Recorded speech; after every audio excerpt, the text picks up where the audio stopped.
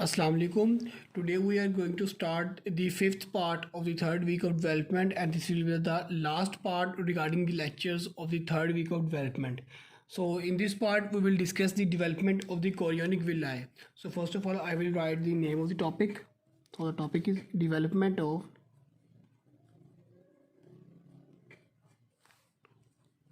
chorionic villi.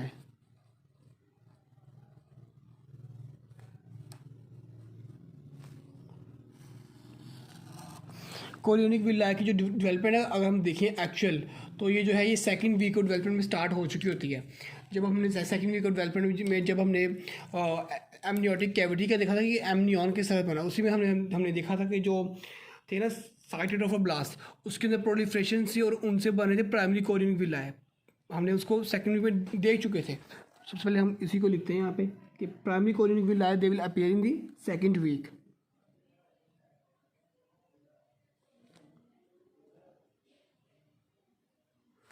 Chorionic villi appear in second week में primary chorionic villi बन चुके थे। ठीक है, अब थर्ड वीक के अंदर क्या होगा हम ये देखते हैं कि थर्ड वीक में इन विलाय की किस तरह से इनकी डेवलपमेंट होगी further. Early in third week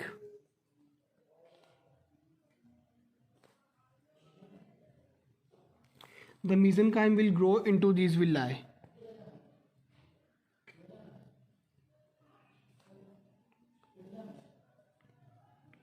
grow into these villi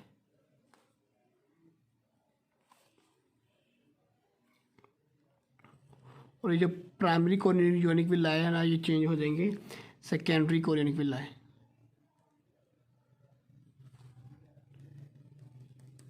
तो जैसे इसमें मेसेंकाइम ग्रो करेगी वो बन जाएगा सेकेंडरी कोरियोनिक विलाय। ओके, अब ये सेकेंडरी जो है ये टर्शरी और जो फाइनल कोरियोनिक विलाय उनमें किस तरह चेंज होगी कि जो कुछ मेसेंकाइमल सेल्स है ना ये जो बने थे जिन्होंने सेकेंडरी बनाई थी उनमें कैपिलरीज ग्रो करेंगे, तो और वो जो है वो पूरे टर्शरी बन जाएंगे। हम इसको भी लिख लेते हैं यहाँ पे, some mesenchymal sales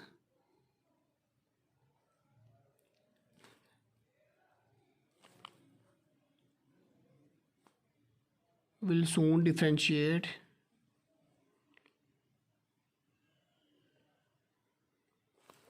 into capillaries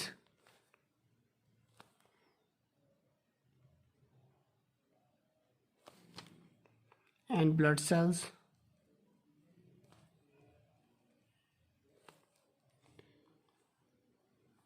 और इनको जो विलाय जब होंगे एट दिस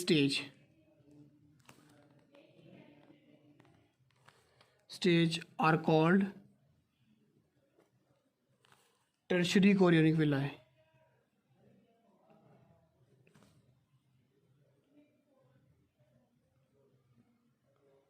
और जो प्राइमरी फिर सेकेंडरी और यहाँ पे टर्शरी कोरियोनिक विलाय बन चुके हैं।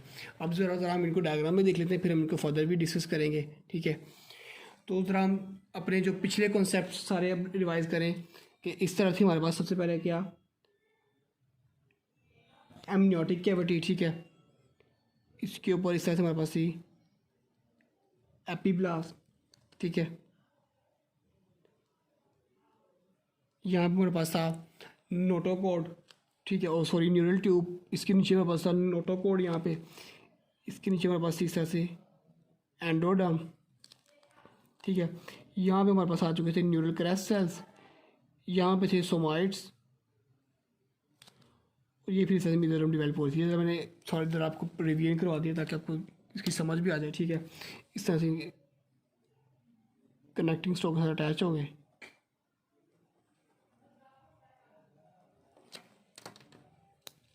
अच्छा, इसके अराउंड क्या होगी, मेसोडर्म की दो लेयर्स होगी। तो इसके बिल्कुल साथ होगी एक्स्ट्रा एम्ब्रियोनिक स्प्लैंचिक मेसोडर्म इस तरह से, और यहाँ पर होगी एक्स्ट्रा एम्ब्रियोनिक सोमैटिक मेसोडर्म।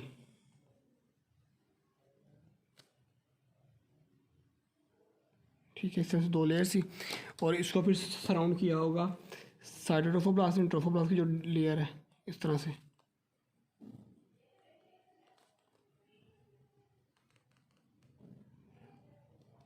और इसके ऊपर इस तरह से पड़े होंगे सिंसिटिव ट्रोफोब्लास्ट। ये है जी सिंसिटिव ट्रोफोब्लास्ट के लिए। इस तरह में वो सारी पिछली आप समझ कि सेकंड और थर्ड पूरे वीक की रिवीजन, ये एक डायग्राम है, इसमें वो सारे स्ट्रक्चर्स आपको अब आ रहे हैं, ठीक है। इनमें हमने देखा था कि ये जो थी ना एक्स्ट्रा एम्ब्रियोनिक सोमैटिक मेसोजोम, इसमें प्रोलिफरेट करके तो ये जो साइटोप्लाज्म थी उसको प्रोलिफरेट करवाया था इस तरह से, और यहाँ पे जो है इस तरह से विलाए बने थे जिनको हमने कहा था इस स्टेज के ऊपर प्राइमरी कोरियोनिक विलाए, ठीक है। ज़रा आप इसको लेबलिंग कर लें, फिर हम इसको जो है वो फर्दर देखेंगे इस डायग्राम को। तो ये तो आपको मैं सर बता दी, this will be the extra splanchnic mesoderm, by वाली होगी सोमैटिक एक्स्ट्रा सोमैटिक मेसोजोम, ये होगी साइटोप्लास्ट,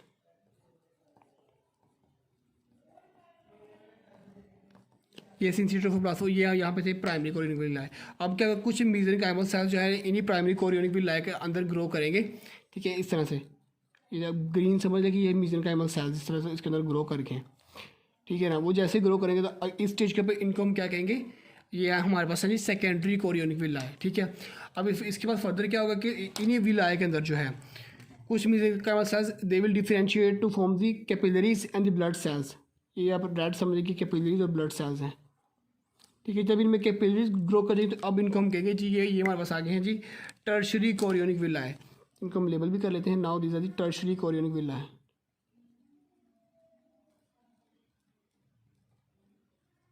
कोरियोनिक विलाए। तो ये तरह आपको एक उसकी रिवीजन भी होगी है, तो साथ में आपको विलाए का भी मतलब ये किस तरह से चेंज हो रहे हैं।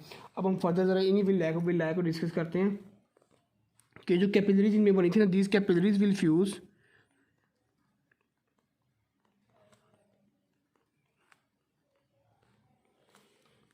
To form arterial capillary network,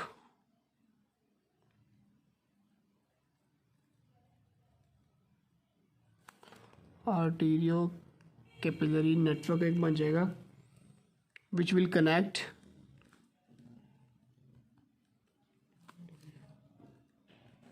with embryonic heart, जो कि एम्ब्रियो के हार्ट के साथ कनेक्ट होगा, and blood will flow, blood will begin to flow, और जो है वो ब्लड फ्लो होना चाहिए। मतलब कि ये जो है ये कैपिलरीज है ना, ये फ्यूज़ करके बना देंगे आर्टरी और कैपिलरी एक नेटवर्क बन जाएगा, ठीक है। वो अब उसमें क्या होगा फिर जो ये जो आर्टरी और कैपिलरीज ये उसके एम्ब्रियो के हार्ट के साथ कनेक्ट हो जाएंगे, और इनमें और फिर जो है वो मदर के अंदर जो है वो एक ब्लड का फ्लो स्टार्ट हो जाएगा इस स्टेज के ऊपर प्रॉपर, ठीक है। अब फर्दर क्या होगा कि जो बने हुए थे cytoplasmic cells they will proliferate and extend to the syncytoplasm, और ये यहाँ पे बना रहे होंगे एक एक्स्ट्रा विलस एक शेल बनाएंगे, उसको हम देखने से पहले हम यहाँ पे लिख लें इसको कि cytoplasmic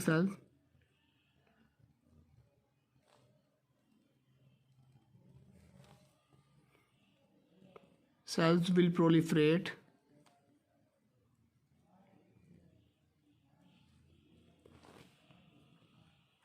and extend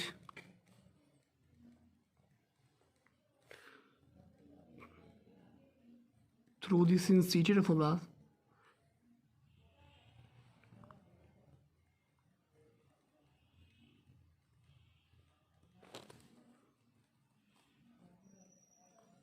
to form an extravillous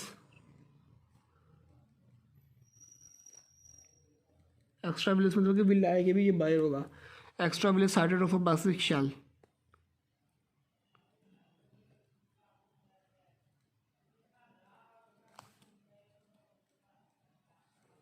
plastic shell, तो ये एक शेल बन जाएगा, और ये जो शेल होगा विच विल सराउंड कोरियन को सराउंड करेगा and attach this chorion to the endometrium, और इसका एंडोमेट्रियम अटैच भी करेगा। अब मैं आपको इसको भी इसी डायग्राम के ऊपर समझा देता हूँ कि एक्चुअल क्या होगा। कि मैंने आपको बताया था ये वाली लेयर थी ना, ये वाली जो इन साइड पे पड़ी हुई थी, ये थी साइटोप्लाज्म, ठीक है ना। अब यही जो है ना ये इस तरह से सिंसिटोप्लाज्म से प्रोलिफरेट करेगी इस तरह से, ये इस तरह से बाहर आ जाएगी यहाँ पे, ठीक है। और ये बाहर से आकर इसको पूरे को सराउंड कर लेगी इस तरह से। Like this. ये मैं आपको यहाँ पे ड्रॉ भी कर दें इसी के ऊपर ही।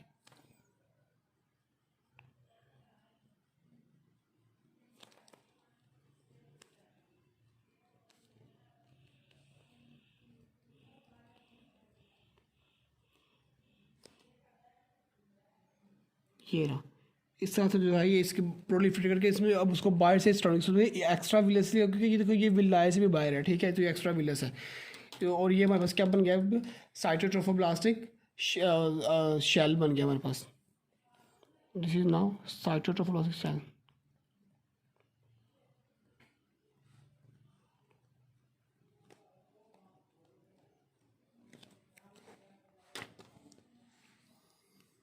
अब ज़रा हम विलाय की थोड़ी सी टाइप्स देखें, क्योंकि विलाय की भी दो टाइप्स होती हैं, हम उनको भी देख लेते हैं कि villi attach to maternal tissues,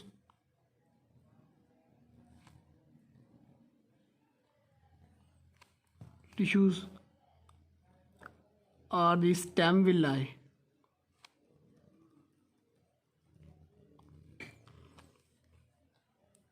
and the villi grows from sides of stem villi or branch villi। मतलब कि एक तो विलाय जो ये यही ग्रो करेंगे ना, ये जो मैटरनल टिश्यू से इस तरह से एक विलाय, उसको हम कहेंगे स्टेम विलाय। फिर जो स्टेम विलाय से ऊपर एक और विलाय इस तरह इसकी ब्रांचिंग हुई होगी ना, उसको हम कहेंगे जी ब्रांच विलाय। ये स्टेम विलाय और ये जो दोनों जो है ये ब्रांच विलाय है, ठीक है। तो ये इसमें बताया था इसकी दो टाइप्स। और एक्चुअल जो मेन जो फंक्शनल वो ये ब्रांच विलाय है, क्योंकि ये कंटिन्यू ये ब्लड के अंदर ये बात कर रहे होते हैं। तो मेन जो मतलब ब्लड एक्सचेंज का फंक्शन है वो ये ब्रांच विलाय ही कर रहे होते हैं। अगर इसका फंक्शन है तो वो ब्रांच विलाय ही है, ठीक है। अब इसके बाद हम जो है वो हम इसकी कुछ क्लिनिकल कंडीशंस ये इन कोरियोनिक विलाय और ये हमें ट्रोफोब्लास्ट पढ़ी है, इसके रिगार्डिंग देख लेते हैं कुछ clinicals.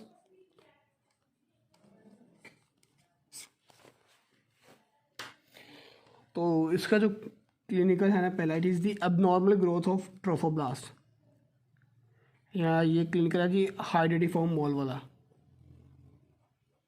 Abnormal growth of trophoblast.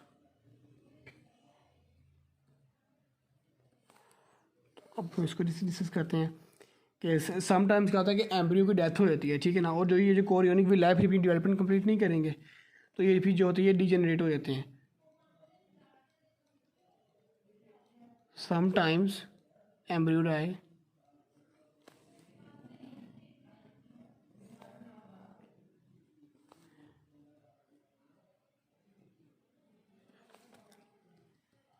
Chorionic villi don't complete their development।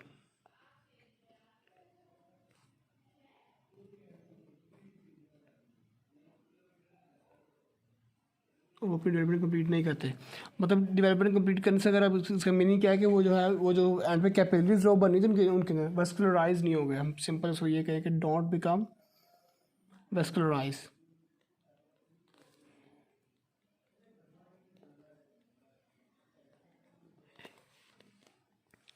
तो जब ये अब ये क्या होना शुरू हो जाएंगे कि डीजेनरेट हो गए, और ये जो है डीजेनरेट होते हुए they will form the cystic swellings. Degenerating will lie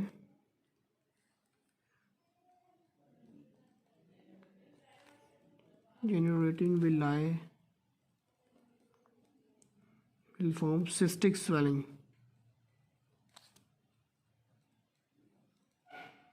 swellings, और इन्हीं स्वेलिंग्स को हम कहेंगे जी हाइड्रेटिफॉर्म मोल। हाइड्रेटिफॉर्म मोल। और हम कहते क्यों है, because they will resemble a cluster of grapes, resemble with a cluster of grapes. अब जो है हम इसी हाइड्रेटिफॉर्म मोल को फर्दर डिस्कस करेंगे। तो इसके अंदर एक्चुअल क्या होगी, मतलब हम जो हम ऊपर मेन पढ़ के आए, it will exhibit the trophoblastic proliferations, मतलब उसकी एबनॉर्मल ग्रोथ है, उसकी प्रोलिफ्रेशन हो रही है। Exhibit trophoblastic proliferation.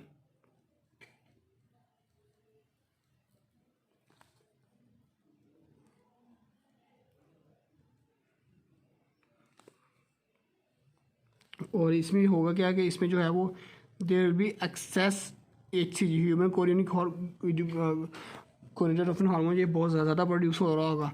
और हाइड्रेटेड फॉर्म मोल्स हमने देखा था कि ये एक तो थे कि एम्ब्रियो की डेथ से, और दूसरा ये समटाइम जो है ये नॉर्मल बर्थ के बाद भी बन रहे होते हैं, ठीक है ना।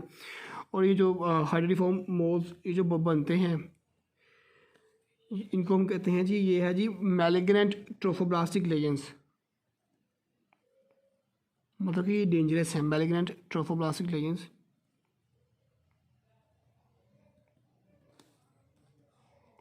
तो प्लास्टिक लेजेंस है, और इनको अगर एक एग्जैक्ट वर्ड देखा जाए ना इनके लिए तो डेट इज़ द कोरियोकार्सिनोमास।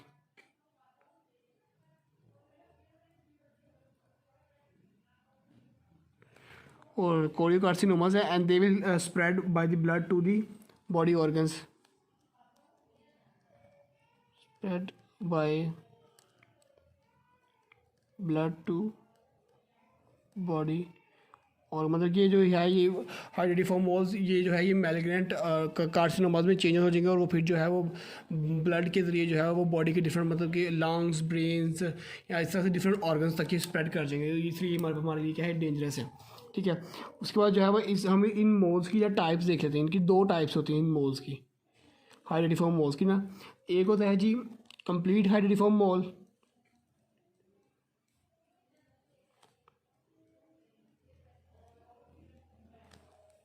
और दूसरा था जी पार्शियल हाइड्रेटेड फॉर्म मोल।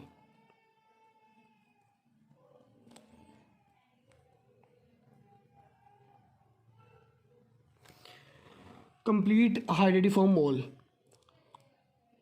तो this will form by the fertilization of an empty oocyte। कैसे बनेगा? Fertilization of empty oocyte। Empty oocyte का मतलब है कि उसमें प्रोन्यूक्लियस है ही नहीं, या फिर जो है उसका जो प्रोन्यूक्लियस है वो फंक्शनल नहीं है, ठीक है ना। तो उसको हम कहेंगे जी एम्प्टी oocyte। और जब ये एम्प्टी oocyte फर्टिलाइजेशन होगी तो देयर विल बी दे इसको हम दूसरा नाम क्या है जी, it is will be the monospermic mole. मतलब इसमें सिर्फ एक ही स्पर्म, और इसमें फिर जो वो जो मोल बनेगा तो उसमें जो है वो सिर्फ जो DNA आ रहा होगा वो भी सिर्फ जो है वो पैटर्नल होगा, मैटर्नल DNA इसमें नहीं होगा, ठीक है। और ये जो कंप्लीट हाइड्रेटेड फॉर्म है इट इज़ मोस्ट कॉमन, ज़्यादातर को यही हो रही होती है। और जो पार्शियल ये जो है hydrated form mole it will occur by the fertilization of an oocyte by 2 sperms, मतलब कि आप कहेंगे डाइस्पर्मिक मोल।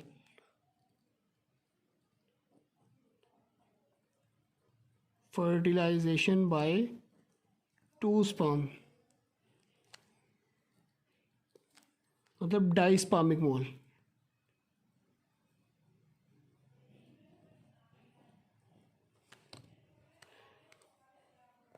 और इसको हम कह रहे थे ये है जी पार्शियल हाइड्रेटेड फॉर्म, ये इतना कॉमन है जितना कि ये कंप्लीट होता है। अब हम इस जो है इसके क्लिनिकल भी देख लीजिए। हमने पहले देखा था कि एक्चुअल जो है वो हाइड्रेटेड फॉर्म मोल बन किस वजह से रहा था, फिर जो है वो हमने यहाँ पर उसकी डेवलपमेंट को डिस्कस कर लिया, और ये हमने उसकी टाइप्स को भी देख लिया। और जो पीछे हमने जो आज से जो पढ़ा है कि जी जो प्राइमरी कोरियोनिक विलाए थे वो सेकेंडरी, और सेकेंडरी फिर टर्शरी कोरियोनिक विलाए में किस तरह से चेंज हो रहे थे, और जो साइड ऑफ प्लास्टिक शेल है ये एक्चुअल क्या चीज़ थी। तो होप्स हो कि आपको इसकी समझ भी आ चुकी होगी। अगर कोई पॉइंट आपको नहीं समझ आए तो आप लोग कमेंट्स में पूछ सकते हैं। और अब जो है वो इंशाल्लाह हम जो है 4th to 8th week of development start करेंगे इंशाल्लाह as soon as possible. Thank you.